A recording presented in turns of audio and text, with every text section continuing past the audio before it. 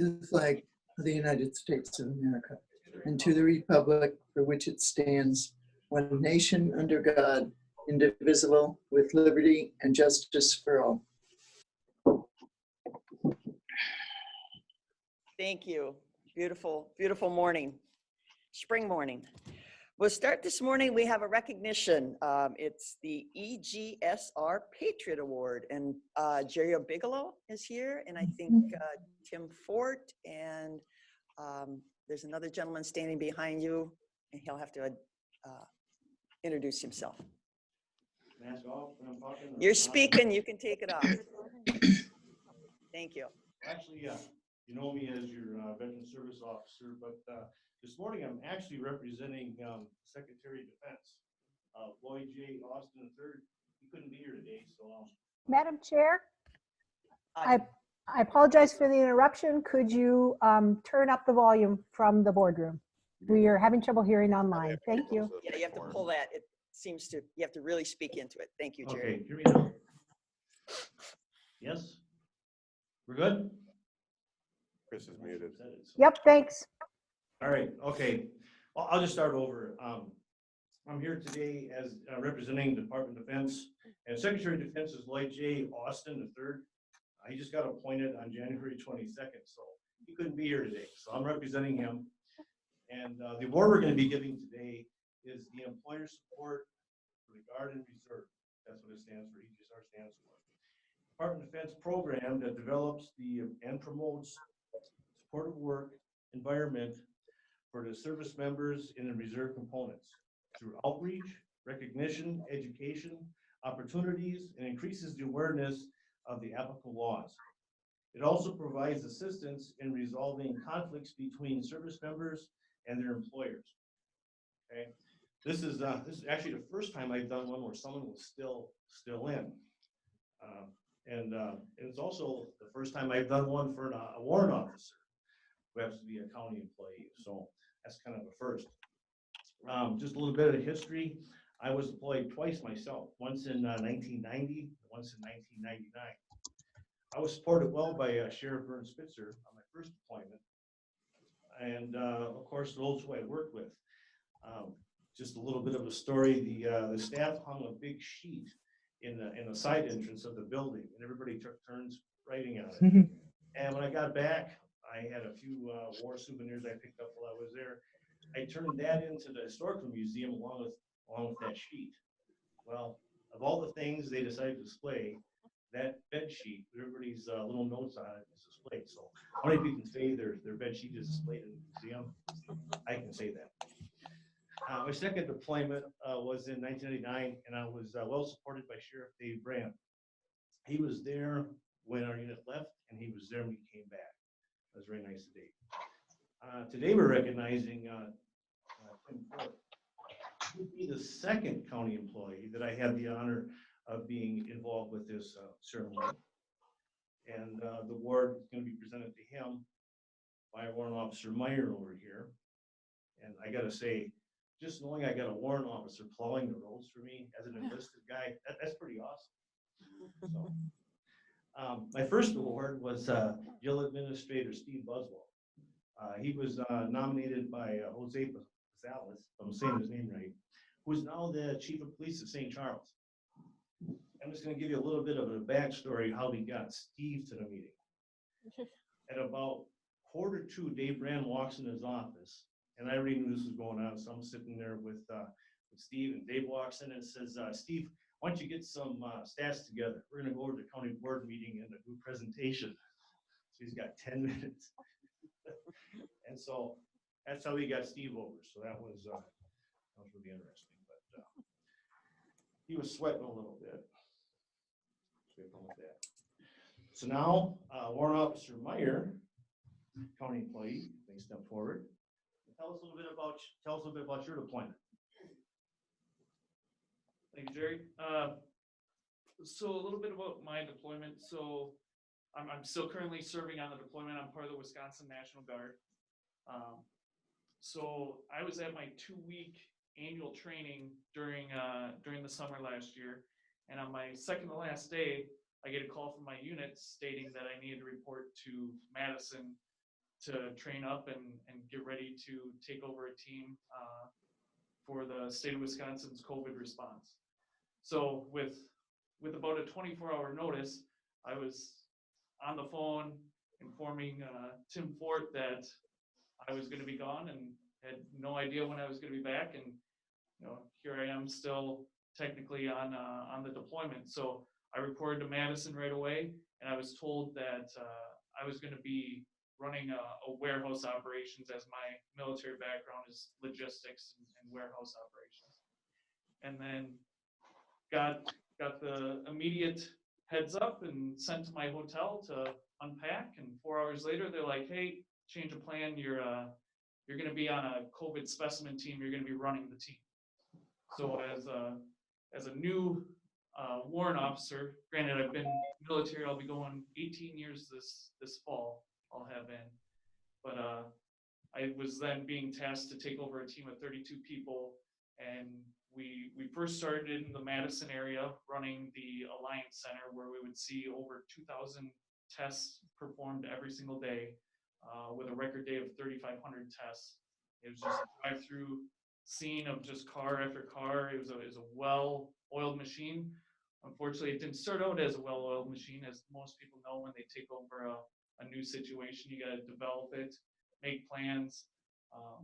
My biggest thing is I like to listen to the people and get advice from those who are actually right there doing the operation. So that's what I did, and taking their advice, we were able to make it smooth running, so smooth that we got a call from the commander saying, "Hey, we're sending another team to you. You have 4 days to train them how to do it, and then you guys are going to Milwaukee." So that's pretty much how it happened. Another group of 30 show up, so we had 60 personnel under my command, directed them, taught them what they needed to do, and I was very, what's the word? I had a great group of people that made my job extremely easy, and they did a phenomenal job. So I can't even take the credit. It was them who made it all happen. So they came in, we trained them. Commander called up, "All right, you're going to Milwaukee." I'm like, "Okay, what are we doing there?" They're like, "Well, here's the list of public health people. Figure out the sites, set them up." So between Racine, Kenosha, Fond du Lac, Wauwatosa, Lake Geneva area, we ran a site. We ran 3 sites every single day, separating the team up, and each squad at each site would range anywhere from 700 to 850 tests every single day. So my team was still hitting that 2,400 per day with just 30 personnel, and we were spread through everywhere in that southeast region, and we did that for almost 5 months. So we stayed in hotels, trying to figure out healthy eating plans, which wasn't always the case, but we were doing a great job. By the middle of December, we had it again running extremely smooth, and the leadership of the lacrosse team had a family emergency that they were going to be taken off a mission. So the commander asked me to, knowing that I was from the Minnesota area, to take over that team. So again, on a very short 2 to 3 day notice, I had to bring in a new officer, get them trained up on how my team was operating things, and then I was off to lacrosse to take over that site. And I've been there since mid-December, which has been nice. I've had the opportunity I get to go home every day and sleep in my own bed, which is nice, which actually, going home's great, but it just adds that extra level of stuff I now need to be cognizant of and take care of at home, which I have to give great credit to my wife. She did a splendid job while I was gone. And the whole reason why I'm here today is I have to give credit to Tim Fort, as he made it real easy for me. And sometimes it's not always about everything that somebody does for you. Sometimes it's about just making that person feel calm and know that, hey, everything's going to be all right. We're here when you get back, and take care, and we'll see you when you get there. And the first couple months when I was gone, he made sure to call me up every so often, just to ask how things are going.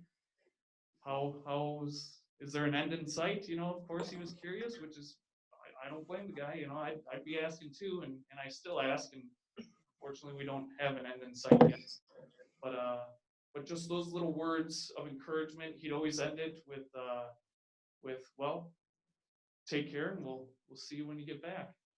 Which to me, it's those little things that really spoke a lot to me, knowing that everything was going to be just fine back here, and I'd be welcome back to my job whenever I return. So, which, you know, COVID-19 is still happening, and we're still running sites, and so I'm still going to be gone. But again, at least it's not overseas, and I still get to see my family, and well, Tim gets to see me once in a while, right? So I'm sure that makes him happy. So Tim, if you'd like to come up here.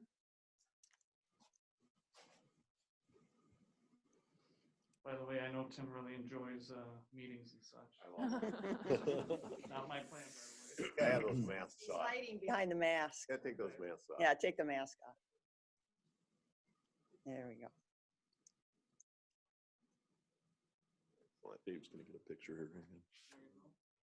So yeah, so Tim, this is the Patriotic Employer Award from the Employer Support of the Guard and Reserve for contributing to national security and protecting liberty and freedom by supporting employee participation in America's National Guard and Reserve Forces. So, Tim, this is for you.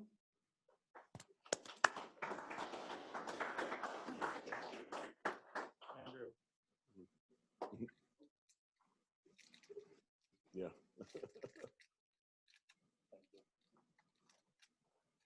Tim, we need a few words. We brought you in off the, you know, off the hinterlands. We need a few words. I'd like to say thank you, and I just thank you for everything you do. I appreciate that, and I can't wait for you to get back. I can't wait. So yeah, little lapel too, you know, you gotta look fancy. All funky and fancy. So yeah, all right. Thank you, sir. Thank you, sir. I'm not sure if I'm supposed to shake your Yeah. hand. He can test you, Tim. He can test you. Get your test. Well, thank you for making that presentation. That's pretty awesome. I appreciate you. the Thank work you and all. everything. The only regret I have is that why is a good Minnesota boy in the Wisconsin National Guard? Why aren't you in the Minnesota National Guard? I was at first, but you know, Wisconsin needs good people too. Well, they do. They need a lot of good people, but I like good people in Minnesota. I have an Where else are issue. they gonna find them? I make it very clear, like, whenever we talk sports, of course, Vikings fan, you know, I also tell them that I'm from the better side of the river is how I phrase it. There you go. Okay. Okay. All right. Thank you very much. Okay, we'll move into our public comment. At this point, any speaker can have 2 minutes. And I know the sheriff's here for a presentation. For the record, Sheriff, state your name and your address. It's just part of our policy, please. Ronald Ganrud, 143 Pearson Drive, St. Charles, Minnesota. Thank you.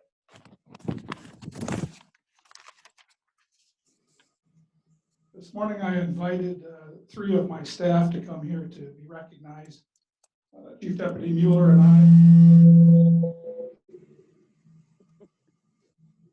Chief Deputy Mueller and I recognized the work that everyone did on a specific St. Charles case that was a very serious case a little over a year ago. Charles Rebecki was one of the first deputies to respond to St. Charles to back up the police department. We called in our investigators, so Kate Loken worked on the case, and lead investigator Mark Dungy also worked on the case, but he is on vacation today. We talked it over and we decided to write a letter of recognition to the 3 that worked the case the most. We had a lot of people working, they put in a lot of hours. We had no suspect at the start of the case. And through their diligence and their efforts, we came up with a suspect, eventually had enough to arrest that person, and we got a conviction, and recently sent him off to prison for a long time. I personally live in St. Charles, so this was hard for me. this case because a lot of the people that I know in St. Charles were talking to me, calling me, stopping at my house, concerned about what had happened. It was a kidnapping situation and abuse, and it really hit home for me. So I really appreciate the efforts that they do every day, but for this case, it was very outstanding. So again, we have Investigator Kate Logan, Deputy Charles Levesque, and Investigator Mark Dungy. Again, I showed you at the beginning the letters that we drafted for each of them. Thank you. Thank you. Any comments? Yes, yes, you may. So thanks for having me today. Really appreciate the award. Means a lot.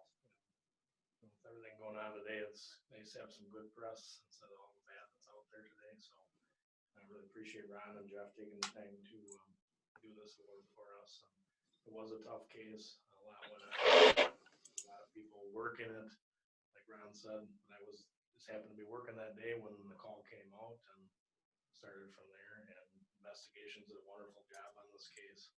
I did a lot of work just pre with the case and everything, getting there and setting things up and realizing that we had a lot more going on than just what was said at first, and realizing we needed the team there and for evidence and things like that. So that was my role in the case, and finding these foot tracks out in the snow and these boot tracks, trying to distinguish where he walked and things like that. So that was a lot of things that I had done, and found out where he parked the car a long ways away, things like that. So it was a pretty in-depth case. Something kind of like everybody says to me, something like you see on TV. And I said, yeah, well, it was real. And that's what happened. So that was my role in the case. And I appreciate everybody's time and this award. It means a lot to me. So I'm going to do a lot of things I can do for the community. So Right. Thank you. Appreciate it. Thank you. Thank you very much. To kind of second what Charlie said, I really appreciate Madam Chair, the time you guys took. I apologize. We are having trouble hearing online. Yeah, you can turn up the volume in the boardroom. That would be great. Hello. Can you hear me now? Yeah, thanks. All right. Like I said, I really appreciate the award you guys presented us with. It's not very often that we get something like this, so it's something I know Charlie and I and Investigator Dungy will never forget. First and foremost, this case would not be where it's at today if it wasn't for the survivor and her coming forward and giving her statement. I know initially, like a lot of survivors, they don't want to talk because they're scared. So it took a lot of courage for her, and without her, he wouldn't be where he's at right now. And then the moving pieces, it took not only with the St. Charles Police Department, the Sheriff's Office, the initial responding officers, the investigators, Candy, Ohio County, Spicer, Wilmer, the BCA. There was a lot of moving parts, and without the teamwork, this case would have never been where it's at today. So I appreciate it, and thank you. Well, thank you very much for all your work. It's unfortunate that we don't all live in Mayberry. We do have crime and we have cases like this, and hopefully they're at a very much a minimum, but thank you for all your work that you did in that. Thank you. All right, thank you.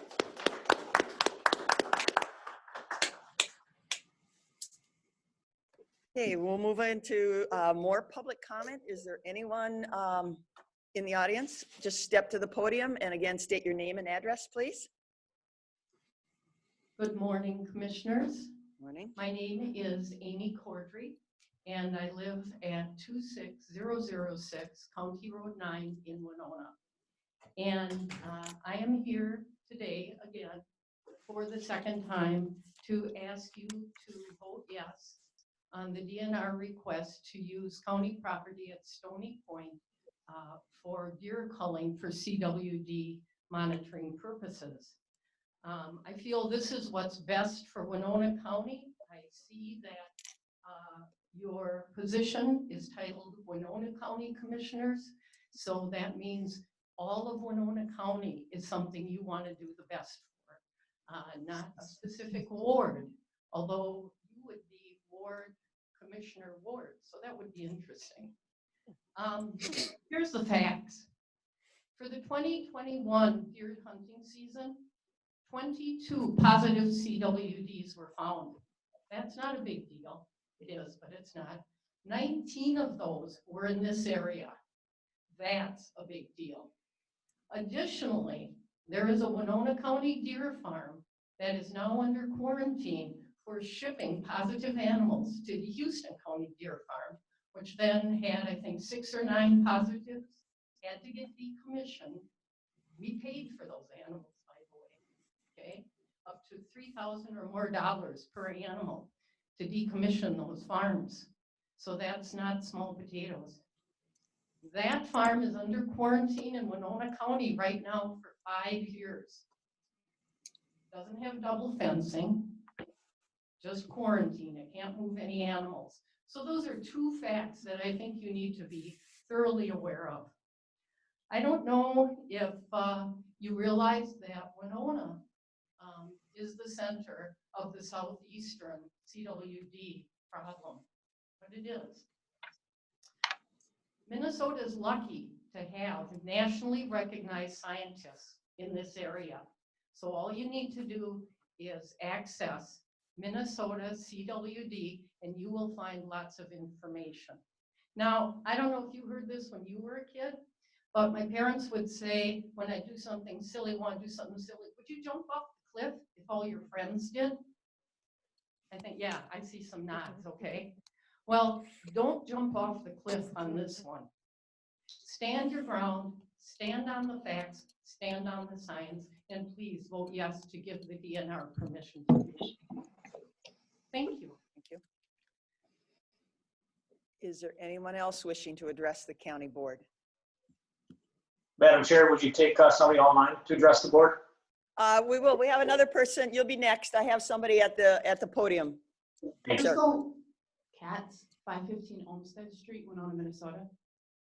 And my family are avid hunters. We've been hunting for years. We brought 2 boys up hunting, and they do more bow hunting than gun hunting.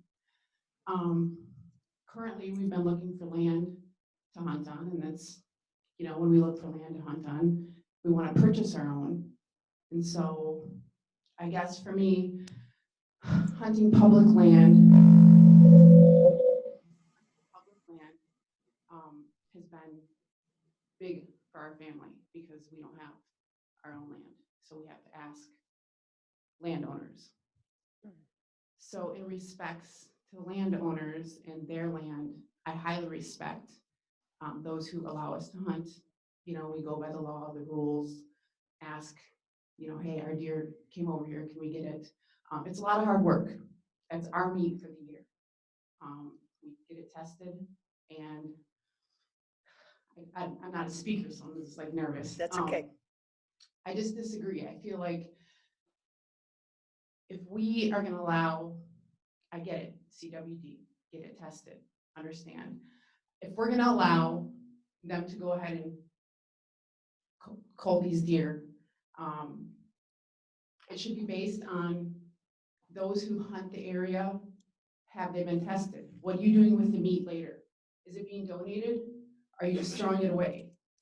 Like I said, that's what my family lives off for the whole year. Deer meat. We pack our freezers, we do steak, we do everything. If I were to get a deer and I really didn't eat it, I would donate it.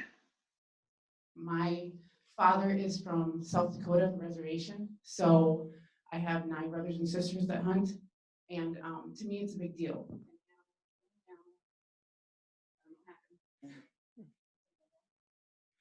Go ahead.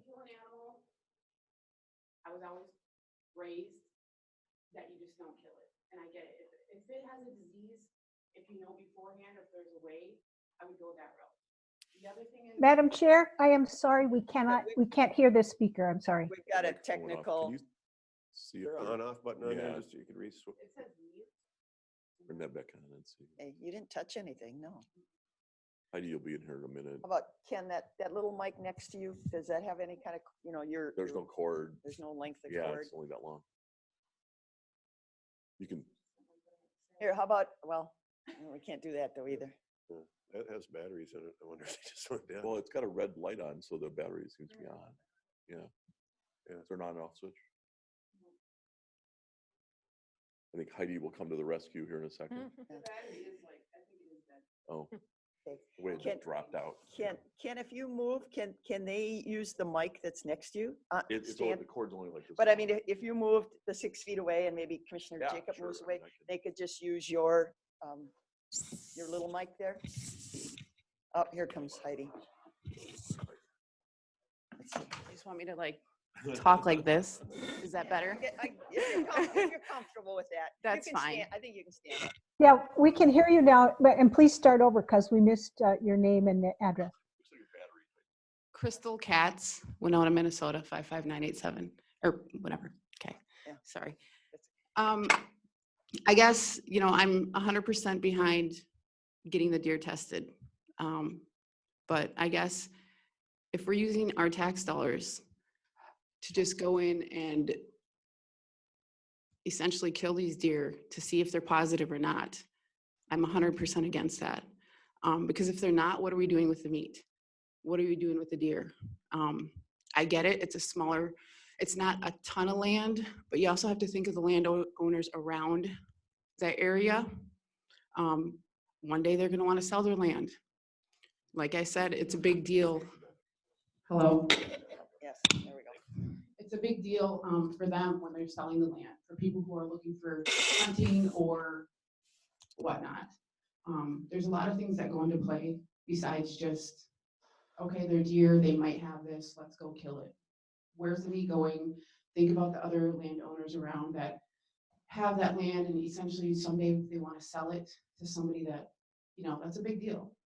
And so I don't know, I just think those are things that we should consider. And if we're not letting people hunt there and you don't know for sure if they have it, I just disagree with the situation, with the, you know, allowing that to happen.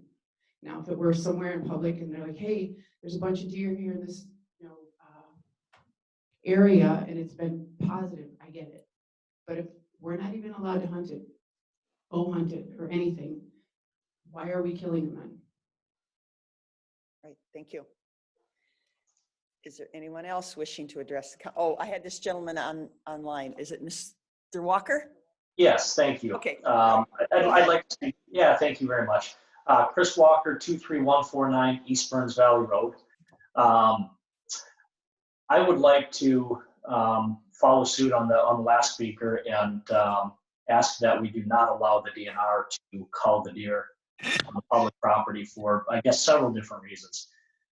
Number one, I don't believe we're going down the right path by destroying a resource to save a resource. I live directly and have my property directly adjacent to Stone Point Park. I share a half-mile barbed wire fence with Stone Point Park.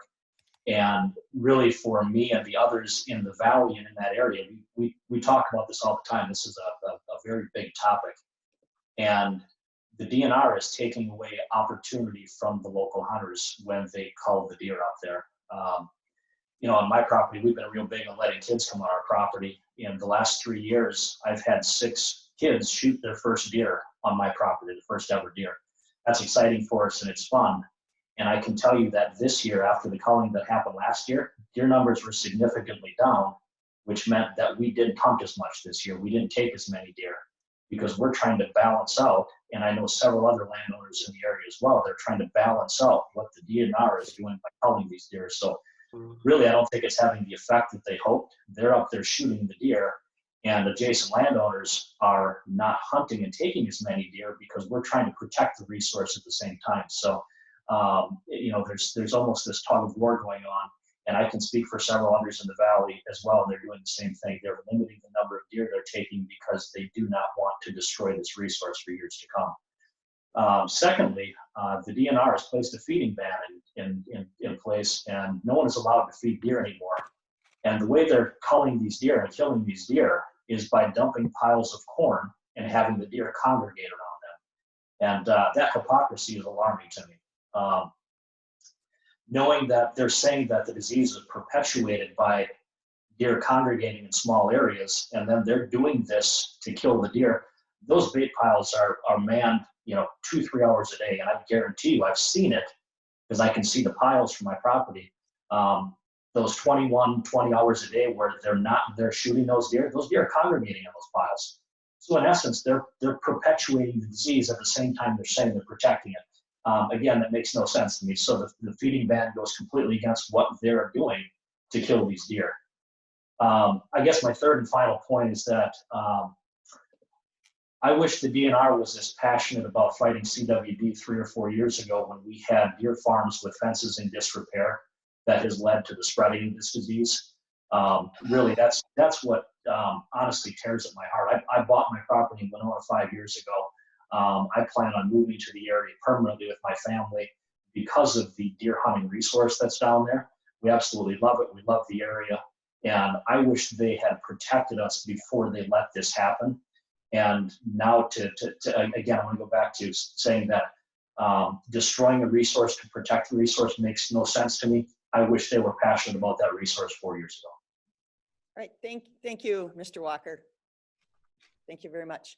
I think there was a gentleman in the audience. Please come to the podium. Richard Bagneski, 24668 East Burns Valley Road. I have a couple hundred acres up there in East Burns Valley, and I agree with what Chris Walker was saying there. The deer numbers are significantly down from last year because of all the deer that were killed. And what I was told, like last year, they killed approximately 50 deer. It was 0 positive cases. And if you take a survey in the valley, which me and a couple other guys have talked to most people in the valley, nobody is in favor of this. And we're all taxpayers. I pay a lot of taxes on this land. One of the reasons I bought it was for hunting. And the value of the land with no deer around would go way down. And another thing is, why go out and kill all these deer? Because maybe one might have it and none had it. It's like with COVID. It's affecting people over 80. So say 50% of the people over 80 in Winona County are going to get it. Well, let's just kill them then. If you want to make a comparison. Sure, we're dealing with humans versus animals, but and then the safety issue. It's county public land, and they want to shoot them at night, and with bait, silencers. A lot of people got no place to go. They'll go out there and hike, do whatever. You might do it at night, daytime, and like Chris said, his land butts up against it. It's a safety issue right there for him. And like I say, if you take a survey, nobody's in favor of this. And the deer numbers on my land are way down from last year. So anyway, that's about what I have to say here, but we're all big taxpayers. I didn't buy this land to pay taxes and not be able to hunt deer. Okay, thank you. Thank you, Richard. Is there anyone else wishing to address the Winona County Board? This is Bob Meyer. I'd like to. Okay, good morning, Bob. Go ahead. I was on the State Deer Committee. I'm Robert Marg from 19001 Hickory Drive, Altura. I was on the State Deer Committee in 2017 and 18. And the numbers the DNR gave for Southeast Minnesota, there's twice as many deer in Southeast Minnesota as what the DNR is trying to manage for. And they said they've tried hard to get the number of deer down, and they can't because of the conditions around, the good feed, everything. As far as this area to shoot, I believe the county board should allow this year to take 8 to 10 deer, test them, and then open it up next year, not wide open that anybody can go in, but have a drawing so that so many hunters can enter this. So you don't have 300 people come onto this property. The deer numbers on my land, which is just a few miles from there on Homer Ridge, they've been shooting there for 3 years, and we see just as many deer up there as what we've ever seen before. The deer average twins in this area. So if they take 8, 10, 12 deer out of there, by next year you won't even be able to see the difference. Deer do move from spot to spot. And so sometimes they're not in an area, and sometimes it's the way people hunt. And as far as the deer farms go, the deer farms are not the fault. It's been the hunters.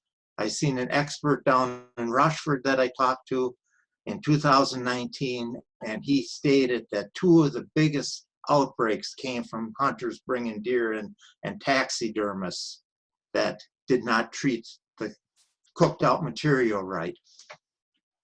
Thank you. Okay, thank you, Bob. Is there anyone else wishing to address the county board, both in the room and online? Okay. Yes. All right, we have another person. Good morning. Good morning. Jacob Lane, Altura. I love my country. I love Minnesota, but most of all, I love serving Winona County. However, since the 2018 elections, the Winona County Board has been in the news for far too many embarrassing reasons. Judge Mark ruled that a severely tainted process caused by 3 of my fellow county commissioners colluding with LSP and each other nullified the Daily Farms variance application. This causes years of work by Winona County staff, elected and appointed officials, the applicants' efforts, and taxpayers' dollars to be wasted. Now, in what I consider to be an ironic twist, the Winona County Attorney has consumed even more taxpayers' resources by using her office time to develop allegations against me and a letter reprimanding me rather than the commissioners that committed the acts that the judge ruled against. Her lengthy list of criticisms of me include abuse of power and authority, inappropriate Facebook posts, encouraging negative behavior, and tormenting others, among many other allegations in her letter. I feel this is not only an attack on my integrity, but is also a roundabout method of insulting the people that I represent. I categorically deny her allegations and will leave my letter, my response letter, along with her letter, on the table today for the Court of Public Opinion to review. I understand that traditionally, after our board votes, and I am on the losing end of a 3-2 vote, that it is generally considered appropriate for the board to move forward as a unified body after that vote. However, in the case of the Daily application, where 3 commissioners have been caught behaving in a way that is damaging to the reputation of our board, myself, and the taxpayers, and the applicants, I'll make every effort to contrast myself and let the community know that I was not a part of their undignified behavior. I believe the county attorney is using and abusing her position of authority with her actions in this matter. I believe it is because of my refusal to cover for the other commissioners and the county attorney herself that the county attorney is attempting to silence me, bully me, and violate my First Amendment rights. The actions of our county attorney leave me concerned that our citizens will face even more challenging processes in the future to have their applications processed in a fair manner. Our county attorney's decision to join forces by aligning with the 3 guilty commissioners moves division and polarization in our county to a new level. It is with a heavy heart that I must give this address to the community. This board needs to mend fences, not throw punches, but make no mistake about it. I will not be intimidated, bullied, or have the voice of District 3 silenced. Thank you. Thank you. Is there anyone else wishing to address the Winona County Board? Madam Chair? Commissioner Meyer? Yeah, my name's Chris Meyer. I live at 322 High Forest. I want you to know, and I want the rest of the board to know, that I am going to continue to protect Winona County and the taxpayers of Winona County by not discussing litigation. If I was thinking just about myself and my own welfare, I would speak out in my defense. But instead, I'm going to continue to take the advice of our paid legal counsel. I've asked several times, and I've asked in different ways, that all commissioners abide by our policies and our agreements. And the first of these is our respectful workplace policy, which we've already signed and agreed to. And part of that policy states that we will listen without making accusations of fellow commissioners. And I would add, especially when they're based on innuendo and newspaper clippings. So I'm disappointed to hear accusations again being made. But again, it is my goal to protect the taxpayers and to protect Winona County. And so I will continue to follow the advice of our legal counsel. All right, Thank you. Is there anyone else wishing to address the county board about any issues? It's James Dole. I'd like to. Yes. Good morning. Morning.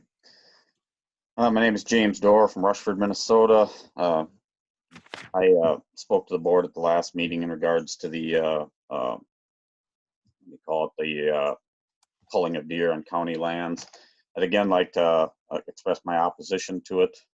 Obviously, the county lands up there, due to the nature of the ground up there, is not overpopulated with deer. They lure them in from adjoining landowners to harvest them up there. We have a large number of hunters that would be more than willing to participate in this without paying sharpshooters to do it if there was a need to reduce the population. In either event, without luring them in with corn, much like a previous speaker mentioned, and risking spread of CWD in that manner, there's a lot better ways to do it through natural hunting practices during the open season if the county board feels they need to reduce the numbers there. However, like I say, I would say there's not an overpopulation of deer in that particular area, and the adjoining landowners utilize that resource. I also, again, own a butcher plant down in Rushford. We process a lot of deer from that area and surrounding areas of southeast Minnesota. And we've processed over 400 deer the last 2 years without a single positive deer coming through our plant. I think it's a pretty good spread of area that we cover. It goes to show how low the numbers are. The DNR has not made any indication that they've ever harvested any deer off of there last year during their cull that were positive. So all those deer were shot without any benefit to the community or area landowners. I think we really need to look at being a good neighbor. We represent, the county board represents a whole list of people, but more importantly, they impact the neighboring landowners there, and what they allow on county lands, directly impacts those adjoining. So I think their vote would have the most impact on that. But anyway, I appreciate your time. Thank you. Thank you. Is there anyone, last caller, is there anyone wishing to address the Winona County Board? Anyone wishing to address the county board? Okay, thank you for all the comments. We'll move on to item number 3, approval of the county board meeting minutes from February 23rd. I'll move approval. Meyer will second. We have a motion by Commissioner Jacob, seconded by Commissioner Meyer to approve the meeting minutes from February 23rd. Any discussion? All those in favor say aye. Aye. Aye. Aye. Aye. All right, I heard 5 ayes. The meeting minutes are approved. Thank you. Consent comments and approval of the agenda. Mr. Fritz, anything? Yeah, I have nothing to change or add. Okay, Commissioner Meyer? I have a committee report / announcement. Okay, committee announcement. Commissioner Kavesi? Yes, I have a WinLAC report also. Okay. Commissioner Olson? Nothing for me, Madam Chair. Nothing for me.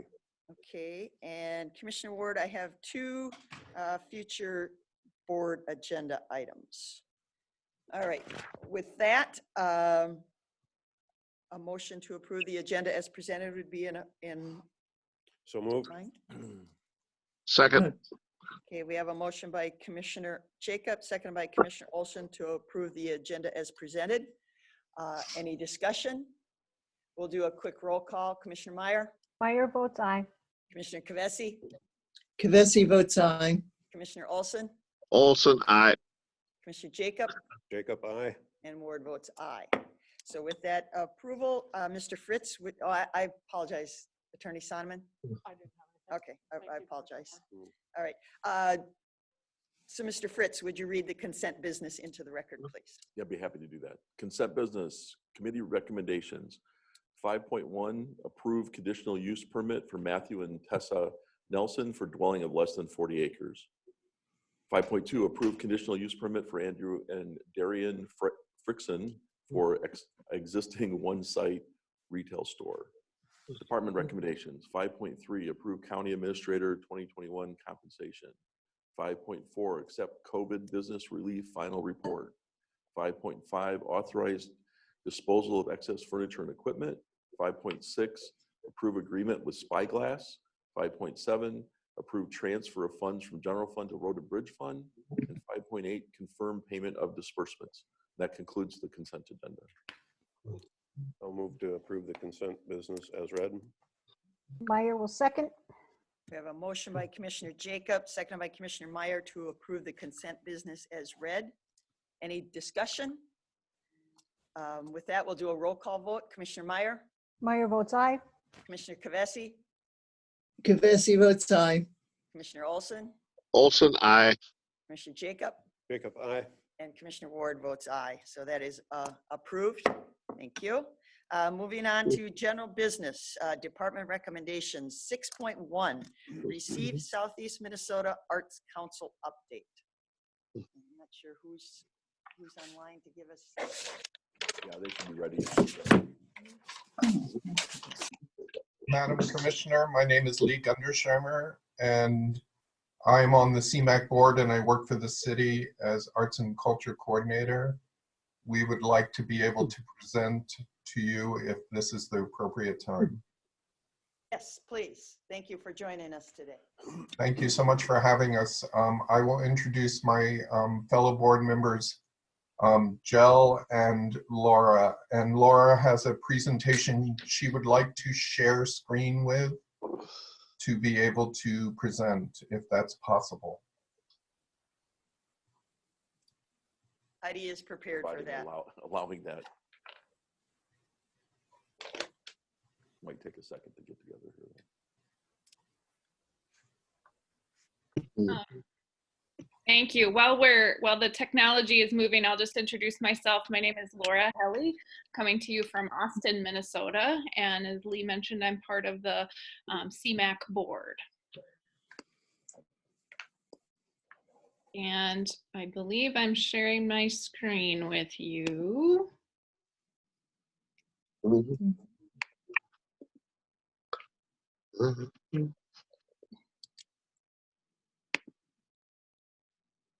Whoops. Sorry. I'm going to do this a different way.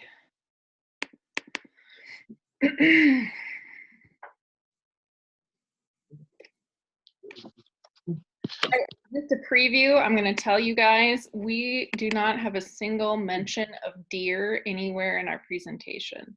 That will be And they depend a nice breathing space for you. connection there. Oh, I'm sorry. I put my hand over my mic. Can you hear me better now? Yes, I guess. Yes, we can hear you fine. Good. Great. Thank you. CMAC is Southeastern Minnesota Arts Council. We were established in 1977, one of 11 regional art councils across Minnesota. We're funded by the Legacy Amendment, the Sales Tax Amendment for the state of Minnesota, which is administered through the Minnesota State Arts Board, and also by the McKnight Foundation. And we make grants to individuals and organizations. Here's our region. It's an 11-county region with local boundaries for Southeast Minnesota. And our presentation today will be very brief, but we wanted to give you an overview of how CMAC has contributed to the Winona community for the last few years, and also to ask you to connect with our board and the work that we do and stay connected. So we're going to go through some grant data from 2016 to 2020 and give you a general idea of the scope of grants in your community and also the success rate of your applications.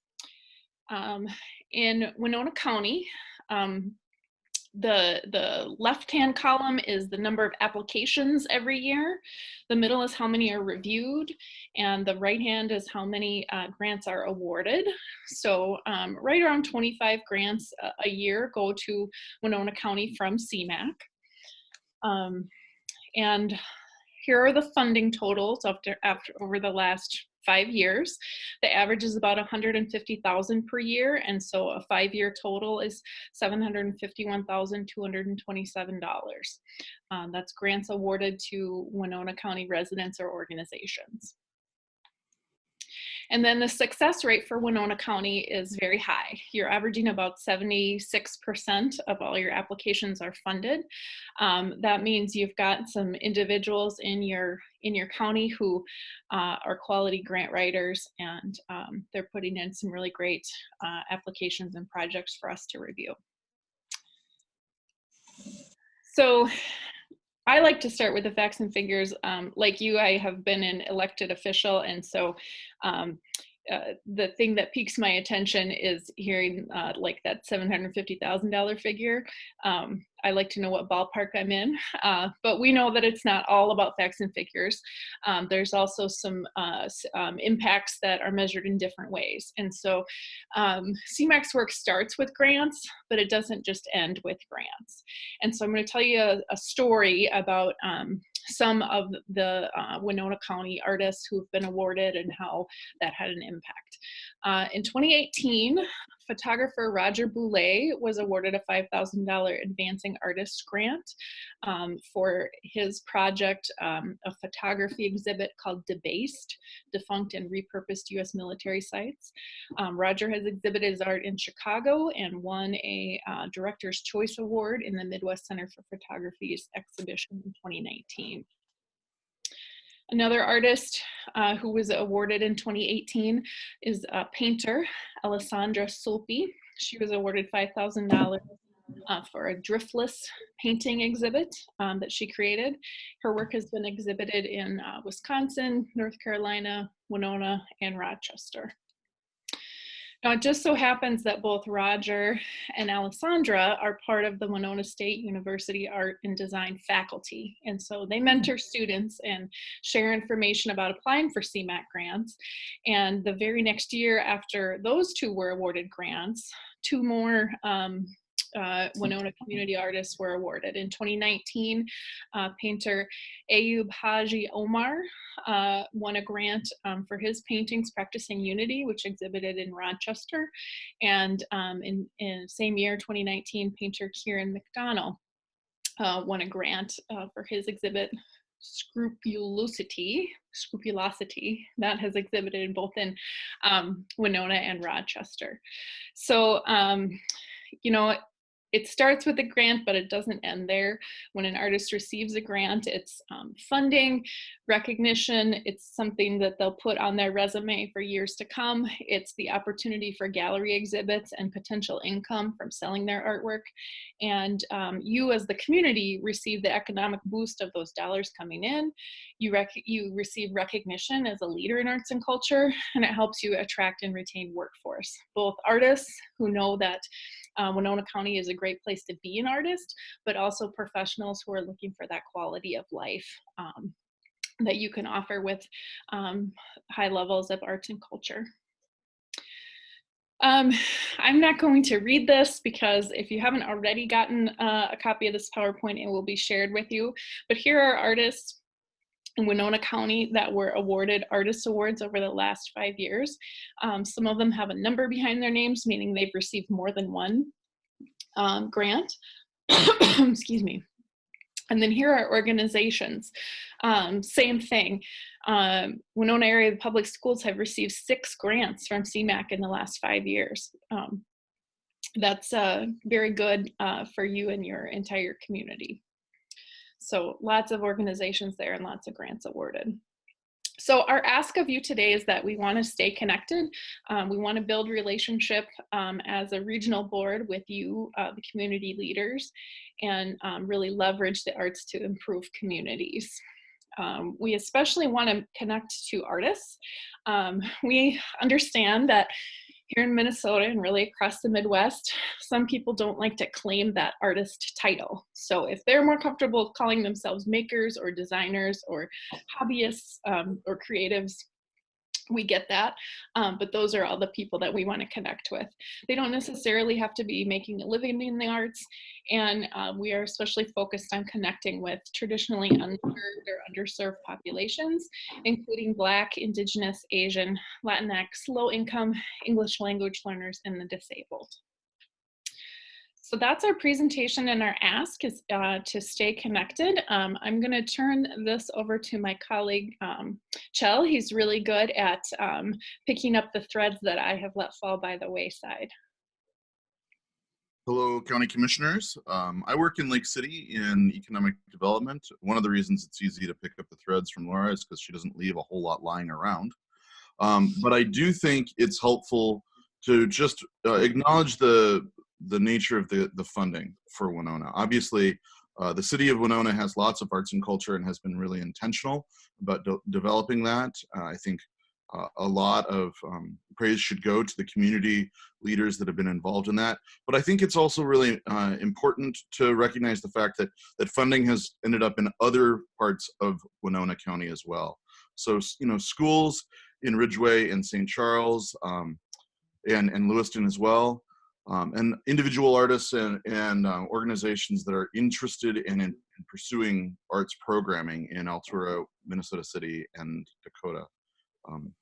We are excited to see this $750,000 in 5 years end up in your county, the county that you lead. And as Laura said, it's real in both its financial, monetary, economic development impact, but it's also real in terms of individuals building small businesses. While we don't very often think of artists as small businesses, that is as true as many other things.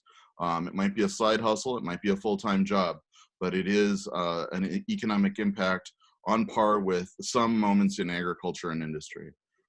So our ask to you today is very simple, as Laura said. We'd like to stay in contact. We don't necessarily need to take up time in your meetings in the future on a regular basis, but we want you to think about CMAC in relationship to the arts and culture development that's happening in Winona County. I think it'd be appropriate for us to ask if you have any questions, if we can clarify anything. Any questions? Commissioner Jacob. Yeah, this would be exciting to support if I'm assuming that the origination of the funds is from the private sector. If we're taking money from the taxpayers to redistribute to another group, I guess that's harder for me to get behind. Where do the funds originate from that you're distributing here? CMAX funding comes mostly from two places. One is from private philanthropy through the McKnight Foundation. And then, as Laura mentioned, it also comes through the Legacy Amendment that supports arts, culture, the humanities, history, and certainly outdoor rec, DNR, hunting, fishing, and that sort of thing. So that the legacy money is taxpayer dollars? It absolutely is.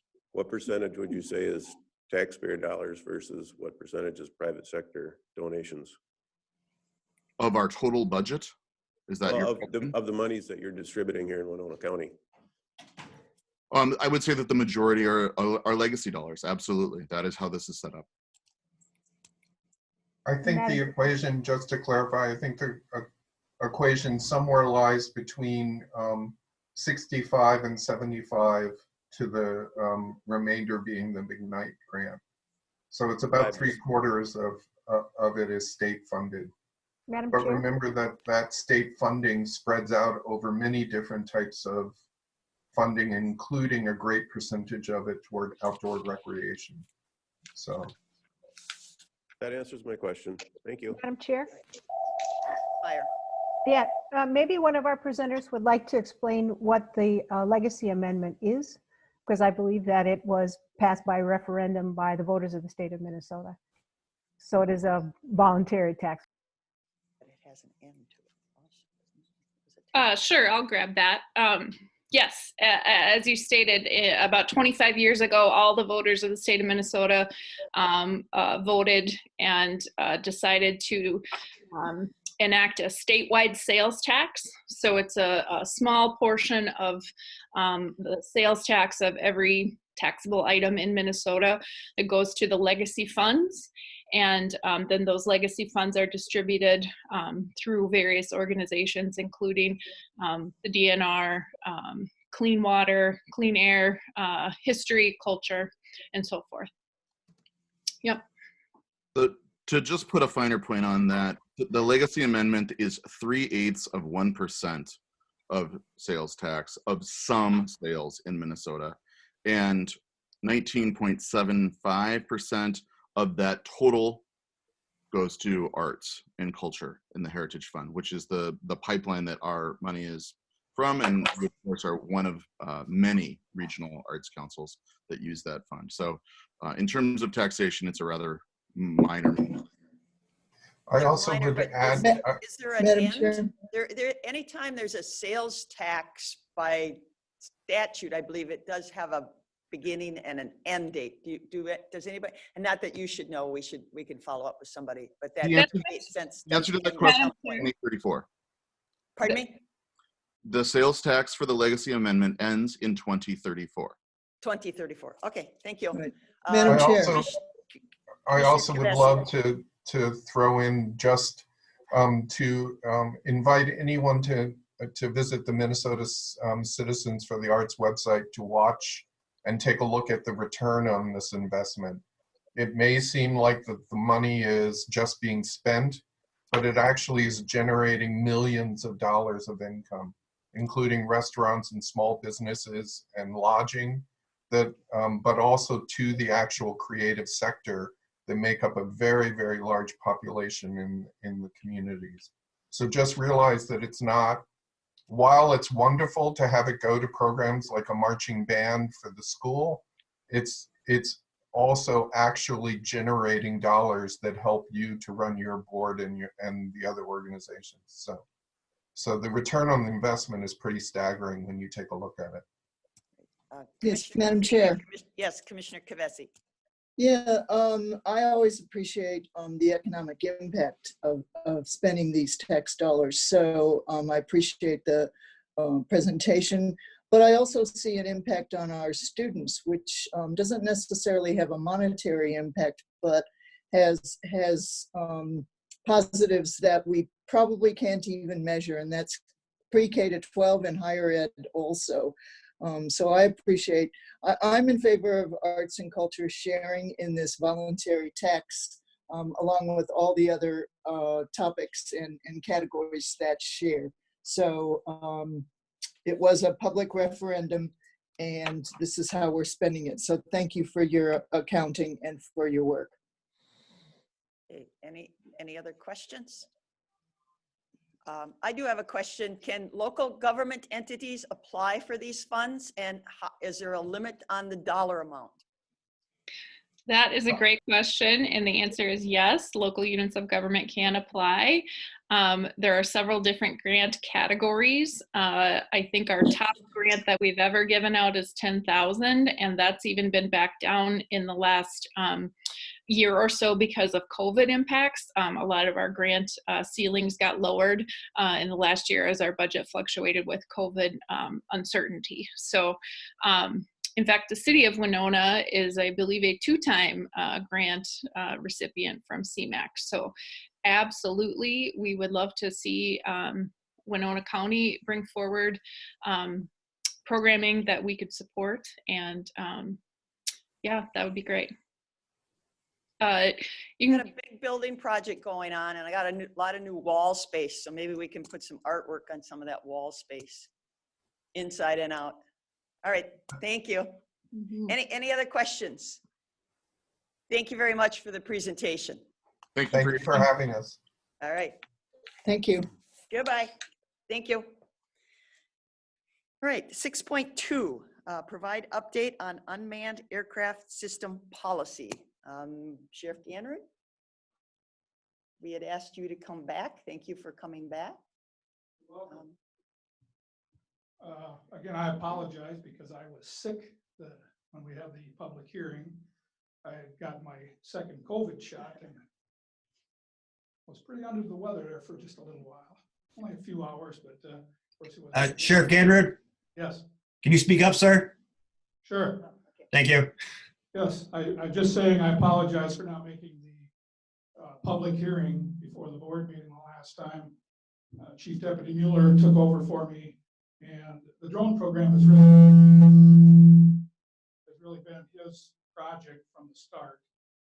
Again, we've had drones for several years, and we were replacing the drones this last time. We had county board permission, but anyway, we got a lot of comments. We got emails. There was the different presentations at the public hearing that we took under advisement. Chief Deputy Mueller and I discussed them, looked over the emails that we got, responded to emails, and I think that most of the things that were brought up by the public and the different committee or the different things that were brought up by citizens of Winona County are already addressed in the policy. One thing that stood out to me was a lot of people seem to think that with the drone we had a FLIR on there and that the FLIR could see through walls. The FLIR actually has trouble seeing through foliage in the summertime. It's something that we've used in the past. We have a handheld FLIR. We use it very sparingly because most of the time it doesn't work with the foliage and the leaf cover around the county during most of the year. The only time that we've ever used it that I can recall that was actually an aid to us was on a call to a domestic, and the person fled the residence when we showed up. We had called the state patrol helicopter down from the cities, and a minute after he got there, we had the person in custody because with the FLIR, he could see him hiding out in the wooded area.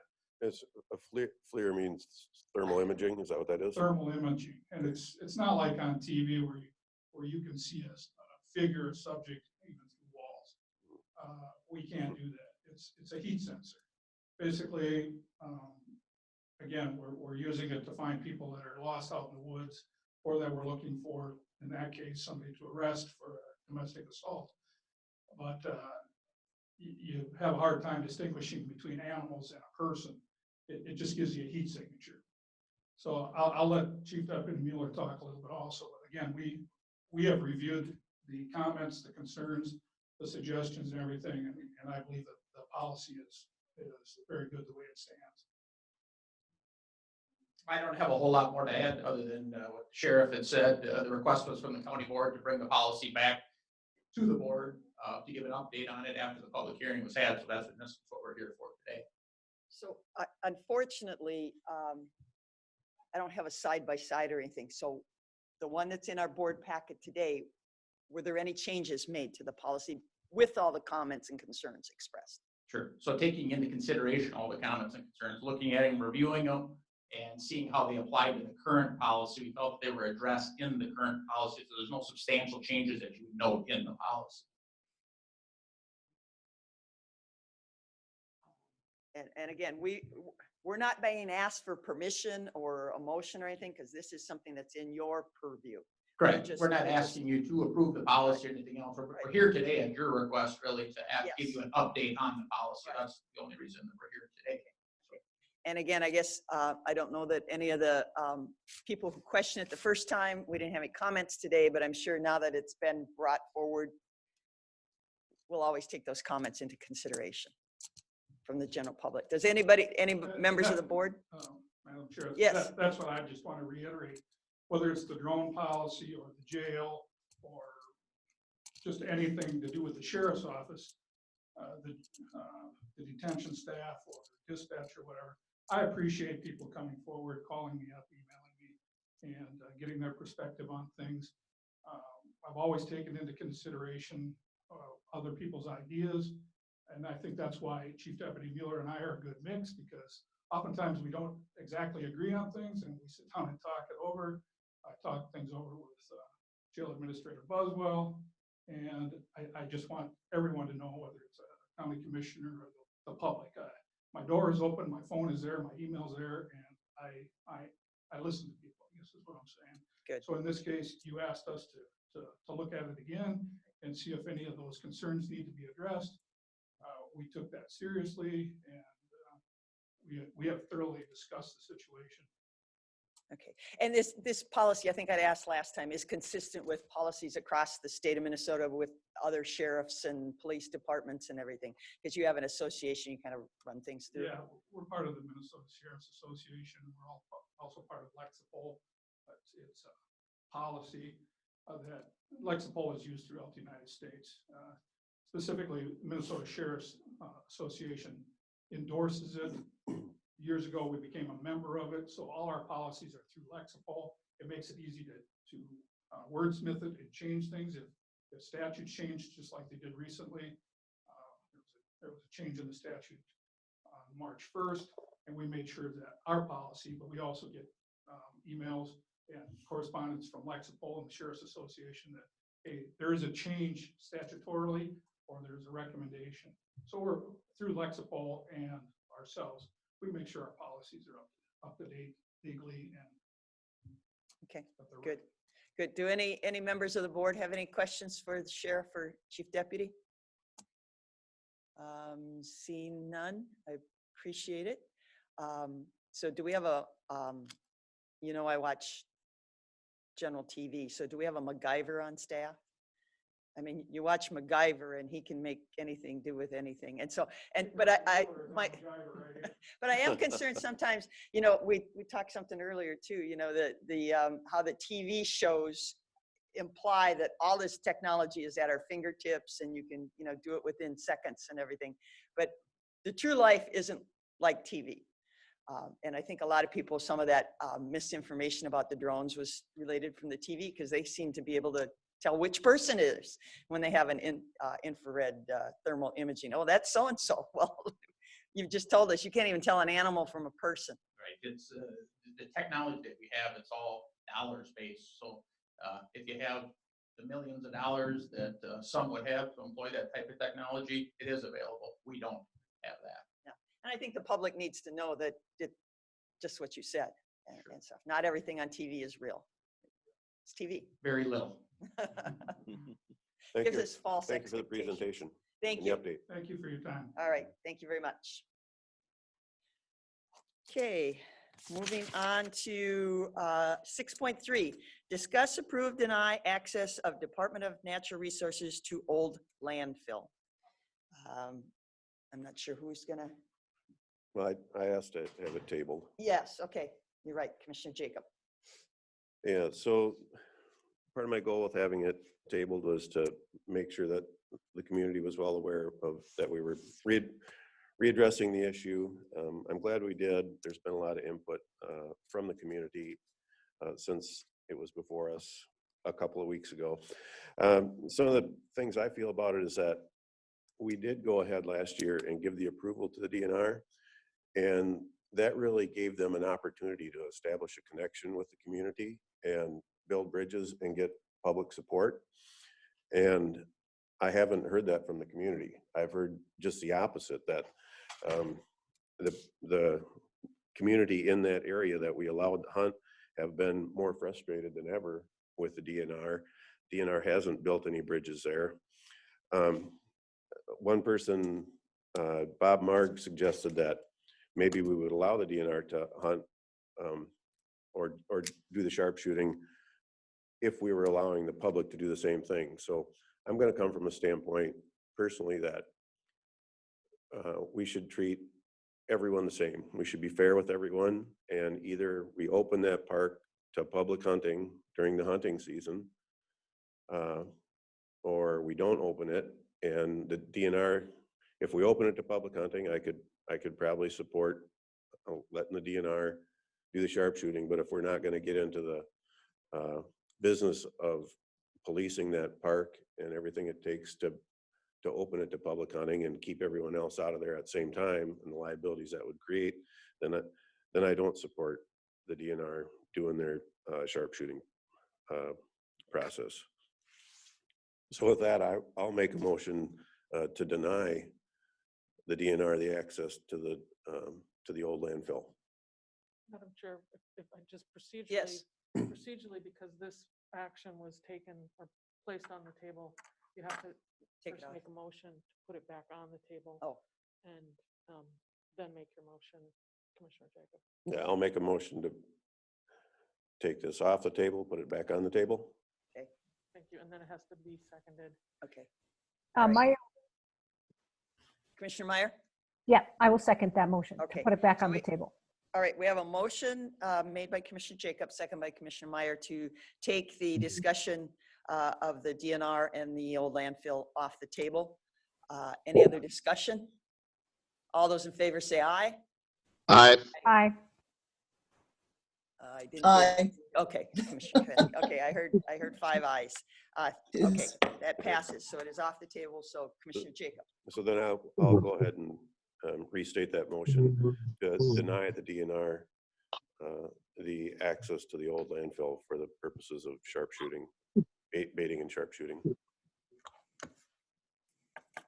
Okay, do we have a second? I will second it to deny access. Discussion. Madam Chair, if you second it, does that mean that I have to, or is that if you make a motion that I have to run the meeting as the vice chair? I thought it was if I made a motion, Okay, great, thanks. I think. Under that. Madam Chair? Yes, Commissioner Kavesi. Yes, thank you. I think we've had some very serious discussion about this, and I appreciate that. And I think it's obvious that hunters are strong advocates for their activities. This is a serious disease, and I believe it requires serious measures. We've all been watching COVID, SARS, and Ebola cross into the human realm from animals, excuse me. And this disease has extremely debilitating aspects to it.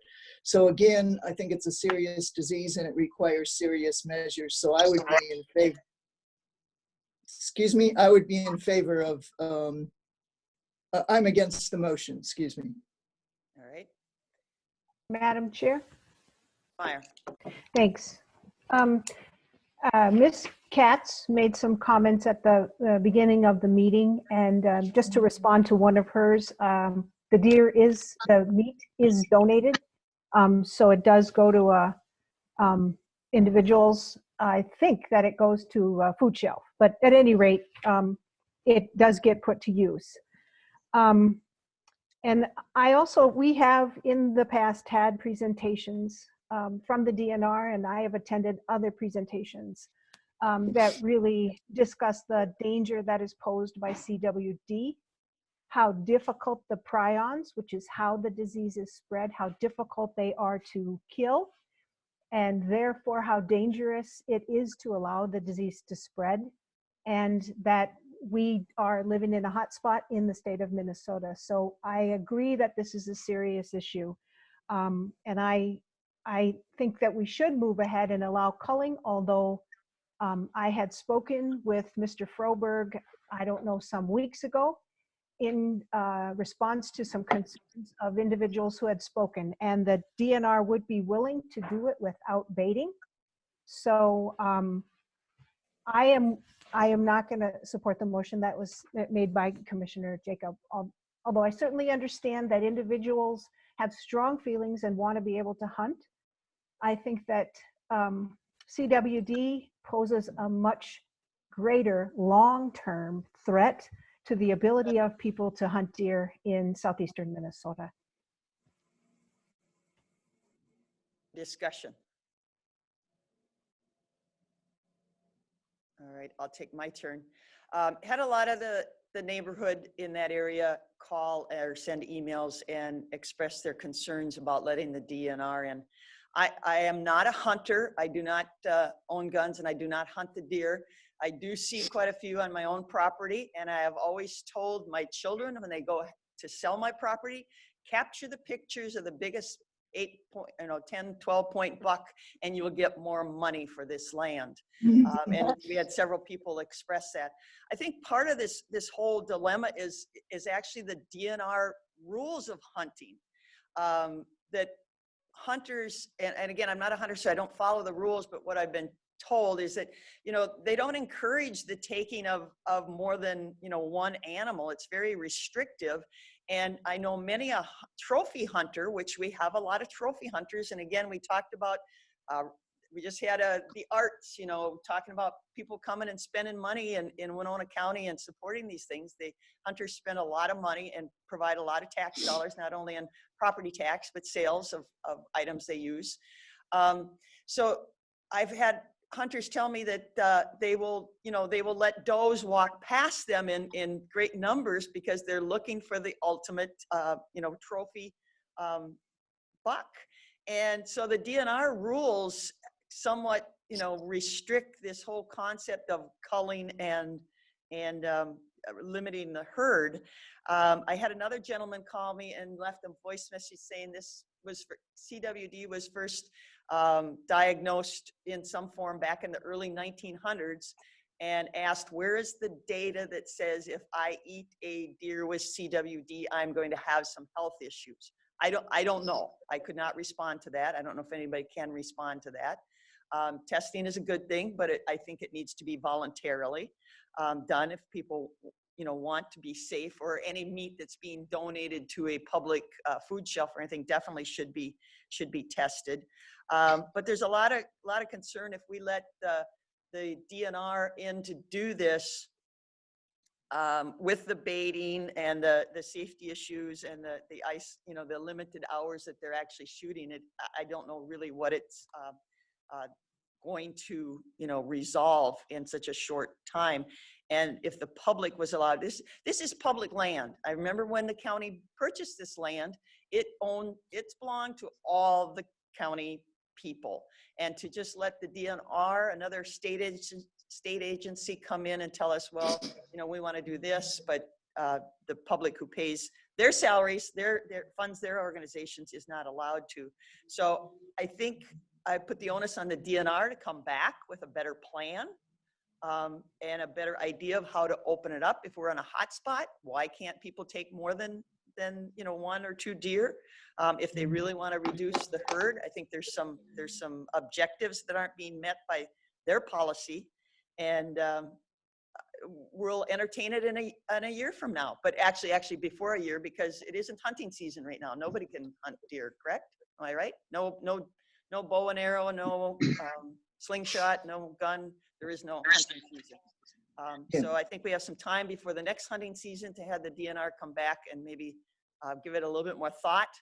And then also I was asked, why did the DNR not have any kind of public hearing? We brought it up at our meeting. We have the opportunity for people to speak, and I appreciate the number of people that spoke and the number of people that wrote emails and letters and calls. But the DNR, it's something they want to do. They strongly felt that the DNR should be much better at their public communications of their intents and have some type of public hearing before this would come before a county board. Yeah, Madam Chair. Commissioner Kavesi. Yeah, there's a statement from the CDC that says it is not known whether CWD will transmit to humans, although there have been cases of transfer to monkeys and other primates.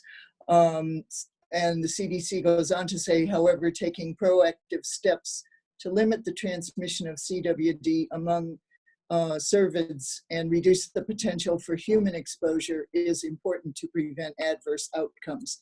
So if we don't know whether it transfers to humans or if there's a possibility in a later chain of events of that transfer, that would be extremely serious. But right now we do know it transfers among the deer, and so it could ultimately devastate our deer population. So the hunters who are avid advocates would have fewer deer to hunt because they would be diseased. So basically it is a serious disease, and I think it requires serious measures. Thank you. Okay, any other discussion? All right, seeing none, the motion is to deny access to the DNR to the old landfill. And I guess I would like somebody at some point to correct it. We should not be calling it the old landfill. That makes it sound like it's, we advertise this as a pristine recreational area. And by just putting old landfill in there, it sounds like it's not a nice place to go. And part of it is, I think Commissioner Jacob alluded that people want to go out there, hike and walk and just, look at the stars and everything. We're inhibiting some of that potential for at least a short time when the DNR's out there sharpshooting. So, but the motion is to deny. Roll call. Commissioner Meyer? Meyer votes nay. Commissioner Kavesi? Kavesi votes nay. Commissioner Olson? You're muted, Commissioner Commissioner Olson. Olson votes nay. Jacob? Jacob, aye. Commissioner Ward votes aye. So the motion fails. Madam Chair, Commissioner Meyer? I would move that we allow the DNR to go ahead and cull deer on the Stone Point Park property. However, I would add that we request that they do this without baiting, and that we make sure that we do public notice so that there are signs posted around the park, and so that there's notice in the papers in the way that we normally do that this is going to happen. Point of clarification, is that on there is an expense that comes to public notifications and newspapers and everything. Is that on the expense of the county taxpayers, or is this, which it still is, I guess, is it under the DNR budget and watch and control? I don't know how much it costs. I don't know how significant that would be. Perhaps Ms. Qualley could tell us. But it was my intention that the county would pay for it. Madam Chair and Commissioners, the noticing is fairly minimal. If the DNR does let us know, when it's going to take place, we can do that. Otherwise, letters to the neighbors, and posting with laminated signage is something that we would be happy to take care of in Planning and Environmental Services in our role as Parks Director. Thank you. Okay, so I would like those actions to take place as a part of my motion. Okay, so we have a motion. Do I have a second? Commissioner Kavesi will second. I would like to add a friendly amendment. I would specifically add that we review this policy in 1 year. I think there was discussion of, perhaps changing it depending on what happens to the deer population, making it a lottery for public participation. There would be lots of options in 1 year, again, based on the report back from DNR. So if the maker of the motion will accept the friendly amendment to review this decision in 1 year, then I will second it. Sure, I would agree to that, Commissioner. Thank you. Thank you. Okay, so the amendment is to discuss 1 year from today, or I guess I would have a little concern prior to hunting season, because if we do it one year from now, we've already missed another hunting season. Yeah, let's do it at the end of when we started it this year. So. Okay, to potentially change the rules for the hunting season, which is what, November? Well, it's not just we the could hunting. say review it in 1 year before the hunting season, something like that. It's really not the hunting season. It's their port. They have a time frame when they need to do this. It's January to March or April. So if you do it by calendar year, just make an approval through next December 31st. You'll have to approve it again if they want to do it. So January of 2022? January 1st? Yeah, I would go with January 1st because their request this year was early January to start the process. Okay. Thank you for clarifying that. It's unclear to me by the motion we're allowing them. Are we asking for a report back as to the results of the hunt? Is that part of the motion? I mean, it wasn't, but I assume that they will give us a report in order to come back to us next year to seek approval. So. Okay. Is it your preference that be specifically spelled out in the motion? I think it should be specifically spelled out because again, the timeliness of this really did not put the general public in a competitive field to hunt. Sure. So we'll say that we want to report back in January and that we would revisit the topic in January of 2022. That gives it some clarity. Thank you. All right, that's fine with me. Is that fine with the person who gave the second? Yes. Discussion? Commissioner Jacob. Yeah, I'm not going to support the motion. I feel it creates a tremendous amount of liability for both Winona County and the taxpayers. We're going to allow gunfire, probably high-powered rifles. We haven't had any discussion about how we're going to limit the rest of the public from using that park.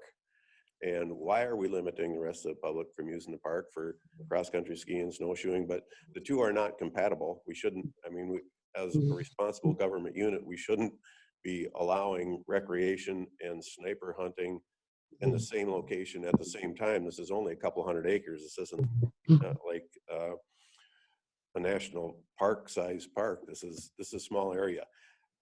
If we are going to allow the DNR to hunt in order to be fair, we should open it at least to the public, as Bob Marg suggested. So we're not doing that. And lastly, as a private landowner, if I want to post my property, I have to have a sign like every 100 feet. It's just ridiculous. And so that should take place so that other people don't come out there, and the DNR should be responsible for it, not the county taxpayer and our county tax bill. So this just doesn't sound like a well thought out plan. There's a lot of liability in it, and I can't support it. Okay, any other discussion? Attorney Sonneman. Commissioner Jacobs brought up a good point, I think. I guess I have a question, and I don't know if I was here for the DNR presentation. Sorry, I'm going to pick this up. Is there and maybe Ms. Qualley knows the answer to this, is there some agreement between the DNR and Winona County, or that they have with any county entity that when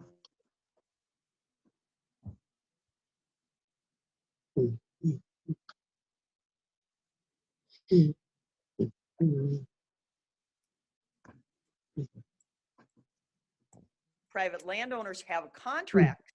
I did request a contract last time, but I did not see anything in the packet, or wasn't provided anything. So that's a big question. Liability, sharpshooters, high-powered rifles. Madam Chair. Mr. Hildebrand, I think you're on are you from the DNR? Yes, can you hear me? Yeah. Yes. Yeah, yep. Yes, I am with the DNR and the Wildlife Health Program, so I can certainly help answer many of these questions that are brought up. And so as far as the working agreement that we have agreements with private landowners, they all have written permissions signed by every landowner with USDA Wildlife Services directly. And when we were accessing this Stone Point Park last year, that agreement was also signed. It was signed, but I have issues with that because I was notified by a number of the landowners who spoke today and everything that they weren't, the neighbors weren't contacted. So I mean, so saying you have agreements, it's only by each individual. So it's not a mass approval of the whole region. So in regards to that, we did mail out a letter to every landowner in our focused areas, both the Southeast and South Metro, for this work, informing them that this project was taking place. And that was over 1,500 landowners that received this. And as far as what properties... That was kind of an assumption on your part because you didn't have our permission at that time. When did that letter go out? You didn't, and that was a big assumption. I'm just letting you know. No, the letter, so that letter was also a special landowner shooting permit. So these landowners in our focus areas were allowed to shoot unlimited amount of deer if they wanted to participate. In that letter and that shooting permit, it explained the USDA removal project. And so because this is private lands and private data, we don't disclose private data to all these landowners of who's participating or who is not participating. So I hope that helps answer some of your questions. Help answer any question. Winona County receive a letter. That goes to that, I mean, Commissioner Ward's question is right on point as to what I'm asking. If there's an agreement that you submitted to Winona County to allow the DNR to, or at least consider the possibility of DNR going on to the Stone Point Gardens, and I'll say the old landfill only because that's the area, but it's as if we were a private landowner. I don't remember seeing that I pass thought he my just said that, office. Huh? I thought he just said that we signed the same agreement as the landowner. No, I don't think he did I think he said that that was last year, and I'm not sure. This year, because Okay. the board didn't approve anything, yeah. Right. But there's nothing before the board as Right. far as a DNR agreement this Right. year. No. Correct. And I'm sorry, Mr. Hildebrand, are you aware of any agreement that the county received or signed or did not sign? I guess I'm a little confused, but last year it looks like Ken Fewitz, I don't know how to Fritz. pronounce the last name. Fritz. Oh, Fritz. Last year, yeah. That person signed the agreement for last year. We're talking about this year. Yeah, but we're talking about today's 2021. Yep, and so this year, there was no agreement signed with Winona County for the Stone Point Park. As far as landowner shooting permits and aware of the project, I believe Todd Froberg did present to this group multiple times. But I have not been a part of that. Todd took another position within DNR, so he asked for me to join this meeting today. So So the answer is we don't have an agreement before the board, but there is an agreement that they would have a sign. yeah, and that's called a W-12 that the federal government has. So it's a standard form that the federal government has to have before they do any work. And so that's already an established conditions or language that is established with USDA. Forever. Commissioner Jacob. So the county signing that contract, and I don't know if this would be more for Attorney Sonneman, does that release the county of liability in the event of a hunting accident? And hunting accidents are not unheard of. Yeah, and so I do want to point out it's not hunting. This is a management tool that we're using, USDA Wildlife Services, and safety is upmost #1 priority. As far as liability, that's part of that form, and so it's not on the landowner for liability purposes. And the high-powered rifle concern, I heard you bring that one up earlier. The USDA folks have done this work on the property in the past with high-powered rifles. Also, the landowner shooting permit phase, which was January 4th until the 10th. So all the landowners that wanted to participate, they also had the opportunity to use high-powered centerfire rifles if they preferred. That, of course, was up to their discretion. Yeah, I have a question for Eric. No. Yeah.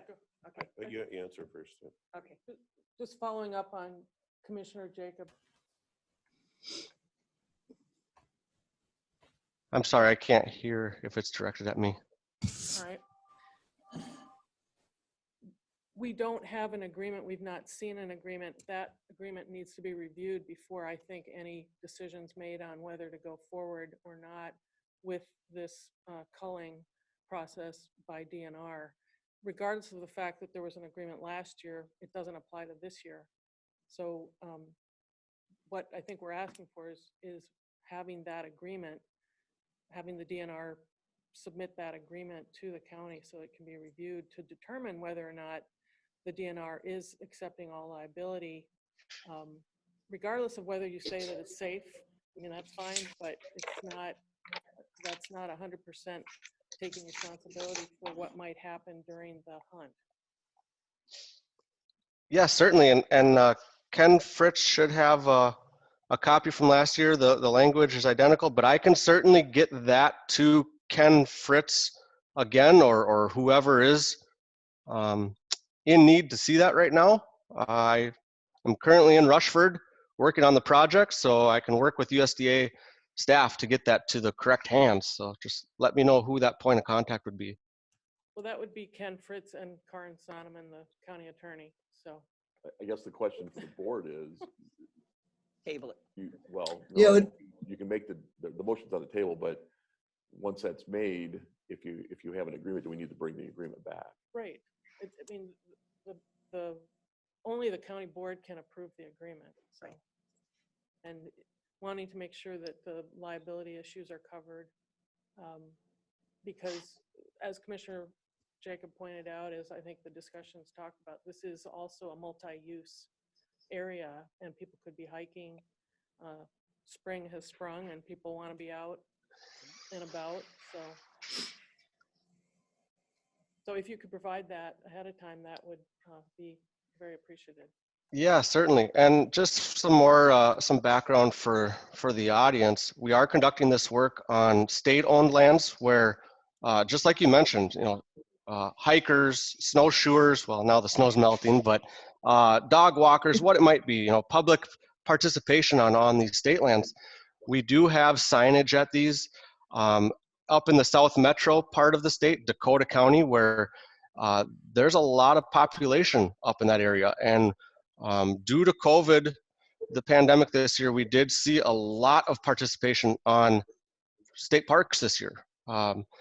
And we are conducting that work currently in these same areas up there, and signage, and making sure that safety is utmost #1 priority. So the public is aware, and it's been working just fine, and safety is always #1. So I do want to point that out for the commissioners that do have concern for that. Madam Chair? I have Commissioner Jacob here. One Okay. second, Mr. Kavesi. I think I'd have another question for Eric. I've had a number of constituents express frustrations with that. They feel as though the DNR has not conducted public hearings on this issue. So is that constituent correct, or is he wrong? Have you conducted public hearings on the issue? Yeah, public hearings for this line of work, we do not do that. We do send out letters, like I mentioned, to all the landowners, because this is not, it's not a broadcast of Southeast Minnesota. It's not a hunt. So this is, again, this is a tool that we can use to combat this disease, to keep it at low prevalence. So anytime there's hunt or rules or regulations in place, that's where public comment would come into play, such as allowing, currently in Southeast Minnesota, a hunter can shoot an unlimited amount of deer, antlerless deer. They can also shoot up to 3 bucks in a season. And so those rules have to go to public comment. Again, this is such a focused area that we're working, that it's not the big broadcast Southeast Minnesota. Well, what the constituent was trying to address with me was that if you did allow public comment, you would receive such a tremendous backlash from the community that it would never happen. So that's his opinion why you don't have public hearings. It has to be a forced government project, not willing participants from the community. Again, a lot of this work is done on private lands. We have over 70 participating private landowners that are allowing access to their property. 70 in Winona County? Where's No, 70 from? sorry, I apologize. I'm talking of our efforts for South Metro and Southeast. So I'm working on coordinating the project. So I apologize. So yeah, so as far as the project wise, there's over 70 landowners that are helping out. Again, I'd like to point out, because I know there's a lot of folks on the call, that this is not just a DNR issue. This disease is everyone's issue. This is landowners, this is bird watchers, this is wildlife watchers, deer hunters. It is everybody's issue, and there's a lot of science that is forthcoming with this. The CDC has guidance on there. I heard some of those points that were brought up. I appreciate that. But this is a big issue, not just Minnesota, regionally, worldwide. There's other countries in the world that are dealing with this disease now. So this is forthcoming, and there will be a lot of conversations for the years to come about this disease. And I hope it's not going to be detrimental by any means for our deer hunters or even economy that is brought in. So it's a lot to consider. I feel it's telling that we've had as many people do 2-minute public comments, even without opening an official public comment period here. If we put this on the agenda as a public hearing, I think we'd be overwhelmed with the people when they actually have the opportunity to speak to the issue.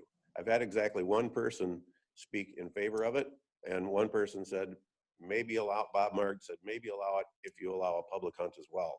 So I feel like we're really bringing this to the community without the community's approval and without the community's official input. Well, I have a question, Mr. Hildebrandt. You said hunters could take as many doe as they wanted and up to $3. Is that, I know you have different regions, and so is that very specific geographic areas and for a very limited time period? Yes, great question. Yeah, so southeast Minnesota, in our disease management zone, which is also Winona County, the hunters can shoot an unlimited amount of antlerless deer or does. And that is a disease management permit, which costs $2.50. They can buy unlimited amount of those. And then specific to the southeast disease management zone, also Winona County, a hunter can shoot up to 3 legal bucks. And so that would be one with archery, one with firearms, and one with muzzleloader. And that is very unique in the state of Minnesota. Historically, we've always operated under 1 legal buck per hunter per year. But what we do know with this disease is bucks are 3 times more likely to have this disease. And what we also see is we take APR, which is antler point restriction. We take that off of the table to allow hunters to harvest deer, because the disease does not care if it's a 6-point or if it's a 14-point buck. The disease is deer.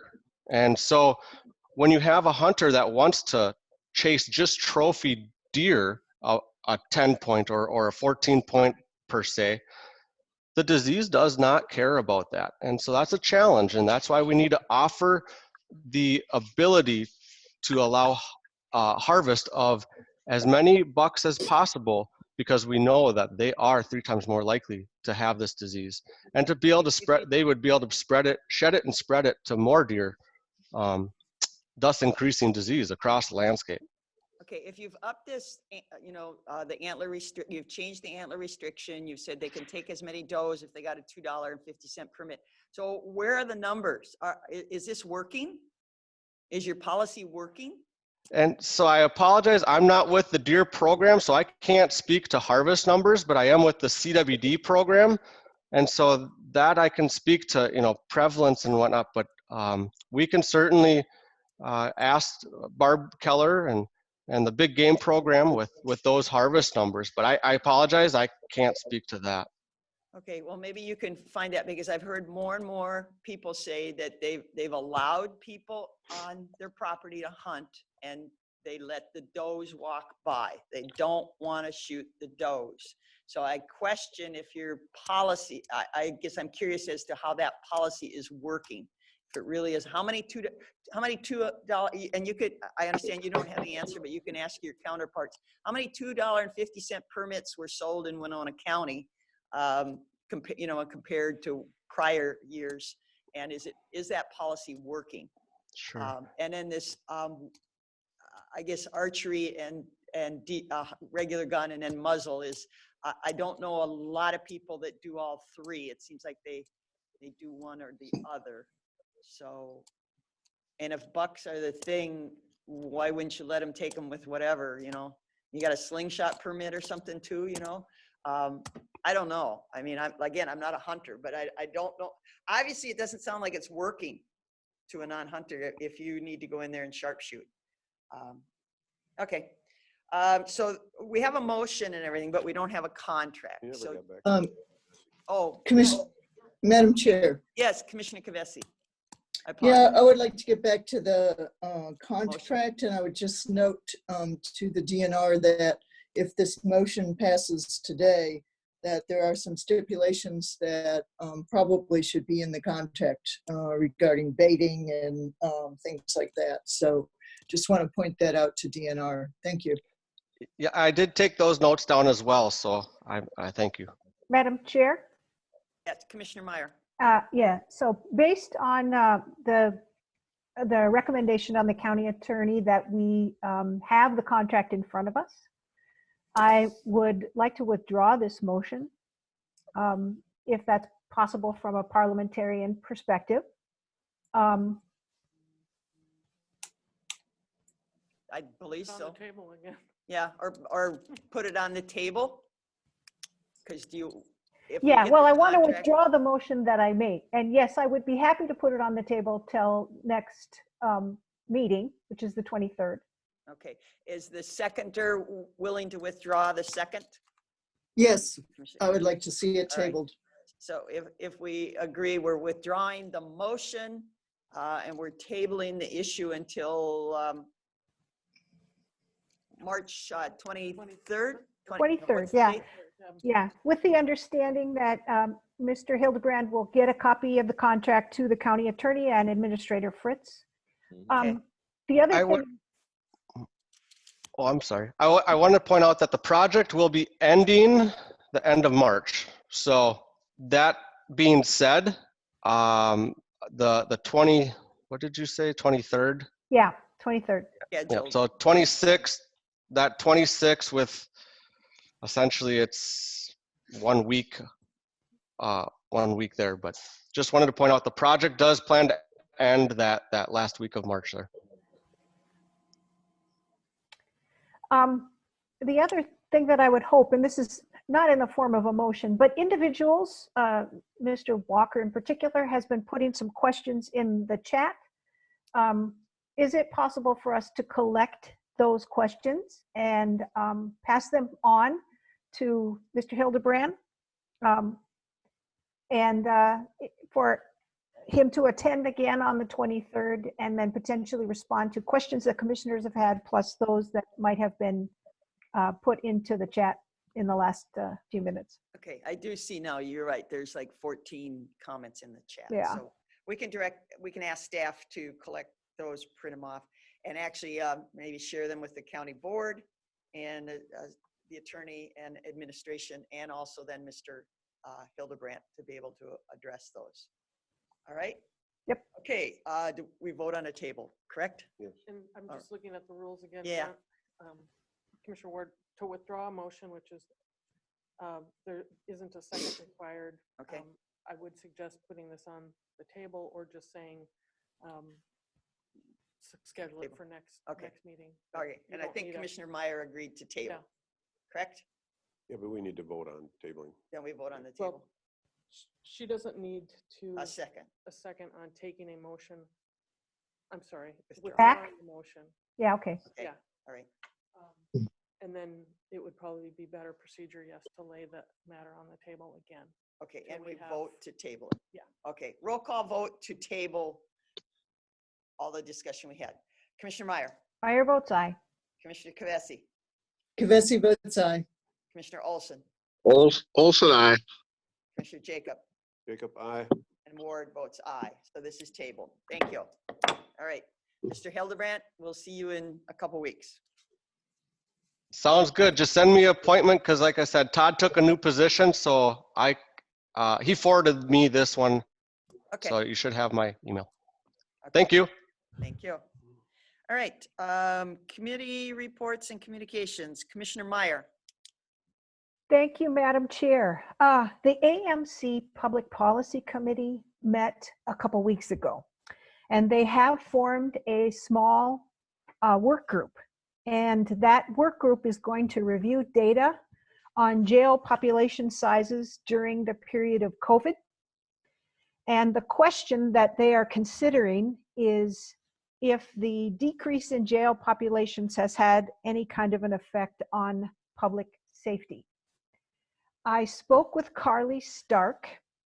The selection of participants to sit on this working group is quite competitive, and many of the commissioners that sit on the Public Policy Committee at AMC actually have background in law enforcement or in corrections, and so they actually have credentials for sitting on that committee. So it's quite competitive to get a place on the seat. So for the those commissioners on the county board here in Winona who are interested, she was willing to accept questions. I think the idea was that they would consider that first question about public safety. And so if there are thoughts to consider around it that you would like communicated to that work group, I'm going to suggest that maybe we as commissioners pass those along to Administrator Fritz, and then he can pass those along to Carly Stark. I think that while those meetings are AMC meetings, so they're not just open to the general public, that she is willing to allow observers who wouldn't be part of the conversation, but to just hear the evidence as it's being considered. And that she is also thinking of, if the meetings are recorded, that they wouldn't be publicly available, but that there would be password protected recordings of the meeting, since they'll be taking place on Zoom, that we as commissioners would have the ability to listen to. So just wanted to make you aware of it. Okay, thank you. Commissioner Kavesi. Yeah, the WinLAC One Watershed One Plan Group Policy Committee met yesterday. We adopted the bylaws, we approved the minutes of the last meeting, and we elected officers. We discussed the advisory committee options and the process regarding members, and we're going to reconsider that at our next meeting. We discussed and passed a memo that describes intent to prepare the watershed plan, asking for public input. And we're going to discuss the public input options at the next meeting. A public meeting is planned for early summer. And the last thing, we had a presentation from DNR where they presented research. And they also discussed 7 DNR priorities for water that are in Winona County. And those included restoration projects, protection, and education projects. And our next meeting is April 12th. So, and it's on Zoom. Thank you.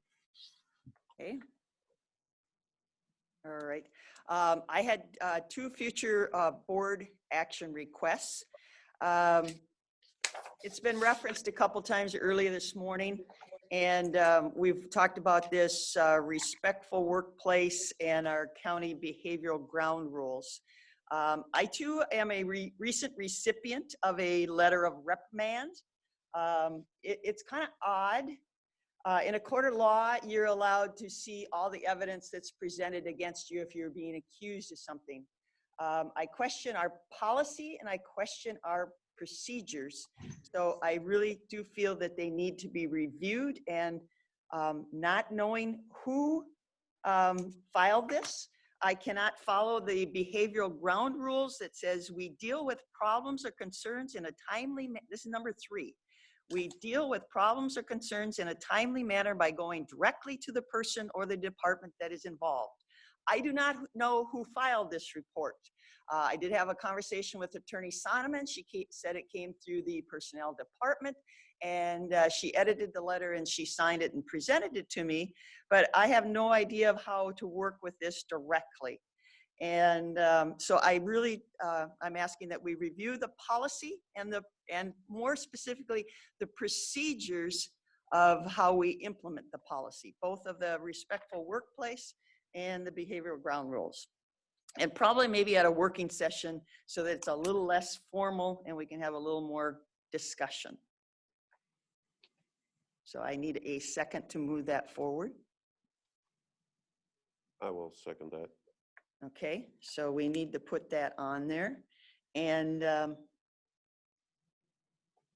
second one is I have been questioned by the public about the article, again, that was printed in the Winona Post about the past election data, private data practices request, in particular the city mayor race, primary race, and that the article did say the county was found guilty And I've been advised that maybe the newspaper story didn't have all the facts. So I think elections are in such a hot topic, both at a federal and a state level. And so obviously it's at a local level. I would like a report, Attorney Sonneman, let's see, Ms. Holte, and probably Ms. Sukla can educate us about what went wrong and how we correct it moving forward, because we were found guilty. And so at some point we need to have a better understanding of what happened there. So I need a second for that also. I would second that too. Okay, all right, so those can move forward for future consideration. Thank you. Anything else that needs to come before the Winona County Board today? Madam Chair, this is Kay Qualley. Yes, Ms. Qualley. I just want to point out a very minor Scrivener's error. In your packet on page 24, line 333, the draft Planning Commission minutes where Jordan Potter, the liaison from the Board of Adjustment, made his report. That line should say, that sentence on line 333 should say, from a feedlot at the end of it instead of from a dwelling. And eagle-eyed Mr. Potter pointed that out to me yesterday. And those minutes, which are draft minutes that will go before the Planning Commission in March, have been corrected by staff. I just wanted to let you know that we had a slight error in your packet. Thank you. It's appreciated that was stated. Commissioner Jacob. Kind of thought we were only approving approved minutes here. These minutes haven't gone before the Planning Commission. Ah, that's true. This is just a draft, and we can't approve a draft. We can't approve something that the Planning Commission hasn't already approved. Yeah. Right. This I thought seems, this was BOA, but did you say it's Planning Commission? well, Board of, Well, you didn't approve any minutes today from there. Talking about This was, this is just a, Well, I mean, Madam Chair, we approved the permits. We didn't approve the minutes. okay, so this wasn't part of our approval of minutes. No, it's the, Okay. the permit, I guess. We're just reviewing minutes that pertain to one of the applications here. Okay, gotcha. Okay. All right. If there's nothing else, we are adjourned. Wait, Madam Chair, don't you need a motion for that? I've been told both ways. I mean, I was so moved that we adjourned. Second. Okay. I have a motion by Commissioner Meyer, second by Commissioner Olson to adjourn. Any discussion? That is a question. Some groups I belong to, they say their motion is not required, and some do. So I'll accept the motion. All those in favor say aye. Aye. Aye. Opposed, nay. Okay. We're adjourned.